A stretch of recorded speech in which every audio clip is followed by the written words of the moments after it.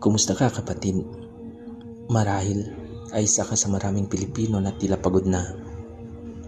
Pagod sa paulit-ulit na laban ng buhay. Buwan-buwan, hindi alam kung saan kukuha ng pambayad. May mahal sa buhay na may sakit o puso mong wasak dahil sa pagkabigo. Tahimik kang umiiyak sa gabi. Nagpapanggap na matatag sa araw. Ngunit sa gitna ng lahat ng ito, may paalala sa iyo ang Diyos. Hindi kita iiwan, ni pababayaan man. Deuteronomio 31:6. Hindi mo kailangang laging maging matapang. Hindi mo kailangang laging may sagot. Ang kailangan mo lang ay ang magtiwala. Dahil habang akala mo'y tahimik ang langit, ang Diyos ay kumikilos sa katahimikan. Bawat patak ng luha mo ay alam niya. Bawat buntong hininga mo, naririnig niya. Hindi mo man siya makita ngayon, hindi ibig sabihin na iniwan ka na niya. Tandaan mo, ang pananampalataya ay hindi sa nakikita, kundi sa paniniwalang may Diyos sa bawat hakbang.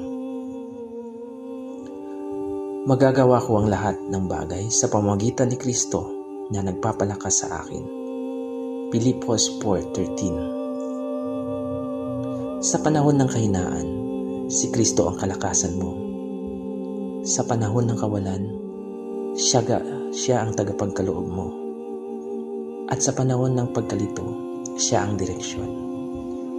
Kaya kapatid, kahit mahirap, magpatuloy ka. Kahit mabigat, magtiwala ka. At kahit parang walang pag-asa, kumapit ka. Dahil ang Diyos ay tapat, at ang tapat kailanman hindi nagpapabaya. Manalangin tayo. Ama naming Diyos, lumapit po ako sa inyo ngayong oras na ito. Alam ninyo ang bigat ng aking puso, ang mga luha na hindi ko masambit sa iba. Kayo po ang aking lakas sa oras ng kahinaan, ang aking tanggulan sa oras ng takot. Turuan ninyo akong magtiwala kahit hindi ko naintindihan ang lahat. Punuin ninyo ako ng kapayapaan na mula sa inyo. At bigyan ninyo ako ng panibagong lakas upang harapin ang bawat araw. Salamat po sa inyong katapatan. Sa pangalan ni Jesus. Amen.